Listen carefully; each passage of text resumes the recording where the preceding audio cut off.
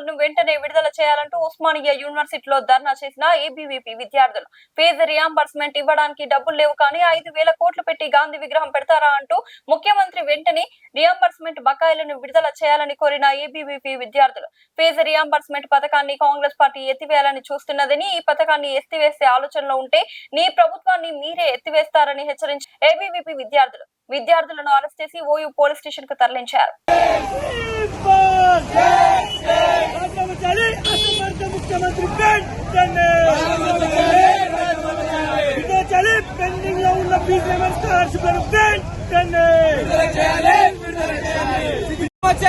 సిగ్గులేని ముఖ్యమంత్రి వెంటనే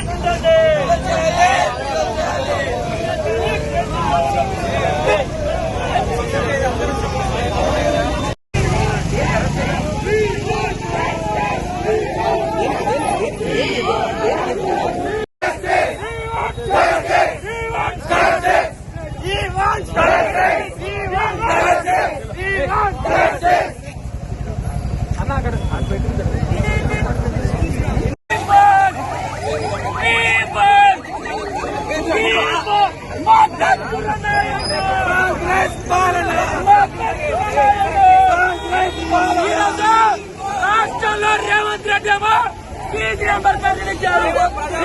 పోలీసులేమో శాంతియుతంగా ధర్నా చేస్తుంటే విద్యార్థి పరిషత్ నాయకుల్ని ఎక్కడిదక్కడ నిర్బంధం చేసి ఈరోజు అరెస్ట్ చేస్తున్నారు. ఇదేనా ప్రజాపాలన? రేవంత్ రెడ్డి గారు ప్రజాపాలన అని చెప్పేసి ప్రగల్భ పలుకుతావు కదా, ఇందిరమ్మ పాలన నిర్బంధ పాలన ఏం చేసినామయ్యా? ఏం చేసినాం? మాకు రావాల్సినటువంటి స్కాలర్షిప్ రావాలని చెప్పేసి శాంతి ధరనే అరెస్ట్ చేస్తా. మేము విద్యార్థులమే కదా.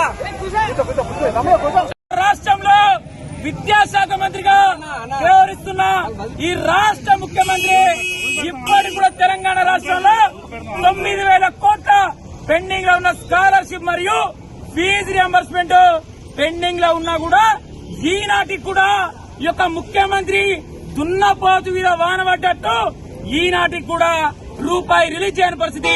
అయ్యా రేవంత్ రెడ్డి, నీ యొక్క కాంగ్రెస్ ప్రభుత్వం అధికారంలోకి రావడానికి ఇదే విద్యార్థులు, ఇదే నిరుద్యోగులు, ఇదే సబ్బండ వర్గాల ప్రజలు, తెలంగాణ విద్యార్థి లోకమంతా కూడా రేవంత్ రెడ్డి వస్తే మా పెండింగ్ లో ఉన్న స్కాలర్షిప్ వస్తుంది, మా విద్యారంగం బలోపేతం అవుతుంది, మేము మంచిగా చదువుకోవచ్చు, మా యూనివర్సిటీలకు ప్రత్యేక బడ్జెట్ వస్తాయని విద్యార్థులంతా కూడా అనేక ఈరోజు ఆశలతోటి కాంగ్రెస్ ప్రభుత్వాన్ని ఎంచుకుంటే ఈరోజు కాంగ్రెస్ ప్రభుత్వంలో ఒక రాక్షస ముఖ్యమంత్రి యొక్క రేవంత్ రెడ్డి విద్యార్థులకు ఈనాటికి కూడా స్కాలర్షిప్ రిలీజ్ చేయకుండా విద్యా కమిషన్ పేరు మీద ఆకునూరు మురళితో ఫీజు రియంబర్స్మెంట్ ఎత్తేయాలని చెప్తుండు. నీ కుర్చీని ఎత్తేద్దాం బిడ్డ రేవంత్ రెడ్డి, గుర్తుంచుకో. ఫీజు రియంబర్స్మెంట్ ఎత్తేయాలని నీ కాంగ్రెస్ ప్రభుత్వం ఆలోచన చేస్తే ఖబర్దార్ నీ కుర్చీని ఎత్తేసేంత కూడా విద్యార్థి పరిషత్ ముందుండి కొట్లాడితే వెంటనే పెండింగ్ లో ఉన్న స్కాలర్షిప్ విడుదల చేయాలి, విద్యారంగానికి 15% నిధులు కేటాయించాలి. ఏదైతే మత్స్యత్వం కోల్పోయిన యొక్క విద్యా కమిషన్ చైర్మన్ ఉన్న ఆకునూరు మురళిని పిచ్చాసుపత్రి చేయాలని విద్యార్థి పరిషత్ నుండి డిమాండ్ చేస్తున్నాం. ఓయూ శాఖ ఆధ్వర్యంలో పెండింగ్ లో ఉన్నటువంటి ఫీజు రియంబర్స్మెంట్ బకాయిలను విడుదల చేయాలని, అదేవిధంగా బడ్జెట్ సెషన్ లో విద్యాశాఖకి 15% నిధులను కేటాయించాలని, అదేవిధంగా విద్యా కమిషన్ ని రద్దు చేయాలని చెప్పేసి మేము డిమాండ్ చేయడం జరుగుతా ఉంది. వర్షం పడుతున్న విద్యార్థులు తమకు రావాల్సినటువంటి స్కాలర్షిప్ల కోసము ఏబీవీపీ తోటి వారందరూ ఉండి వర్షంలో నిరసన తెలియడం జరుగుతా ఉంది. ఈ రోజు కాంగ్రెస్ ప్రభుత్వం రాష్ట్రంలో ఏర్పడి దాదాపు 2.5 ఏళ్లు గడుస్తున్నా ఇప్పటికి విద్యార్థులకు రావాల్సినటువంటి 9,000 కోట్ల పెండింగ్ ఫీజు రియంబర్స్మెంట్ బకాయిలని విడుదల చేయకపోవడాన్ని ఏబీవీపీ తీవ్రంగా ఖండిస్తా ఉంది. అయ్యా సిగ్గులేని ముఖ్యమంత్రి గారు, మీరు ప్రతిపక్షంలో ఉన్నప్పుడు మాట్లాడారు కదా, అది నోరా లేకపోతే మోరే అని చెప్పేసి మేము అడుగుతా ఉన్నాము.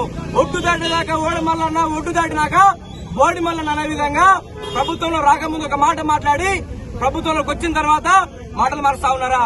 గాంధీ స్టాచ్యూ 5,000 కోట్లతో పెడతా ఉన్నావు, మాకు రావాల్సినటువంటి 9,000 కోట్ల స్కాలర్షిప్ ఎందుకు ఇవ్వ ముఖ్యమంత్రి? ఖబర్దార్ రేవంత్ రెడ్డి, ఈ బడ్జెట్ లో 9,000 కోట్ల పెండింగ్ ఫీజు రియంబర్స్మెంట్ ని విడుదల చేయాలి.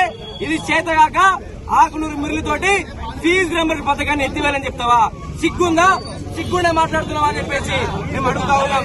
ఈ రోజు శాంతియుతంగా మేము ఈ రోజు ధర్నా చేస్తా ఉంటే పోలీసులు కనీసము నిరసన తెలియజేసేటువంటి హక్కు కూడా లేదని చెప్పేసి మేము అడుగుతా ఉన్నాం. ఈ రోజు అఖిల భారతీయ విద్యార్థి పరిషత్ ఆధ్వర్యంలో ఈ రోజు శాంతియుతంగా పెండింగ్ ఉన్న ఫీజు రియంబర్స్మెంట్ మరియు అన్ని పోయినాయి కదా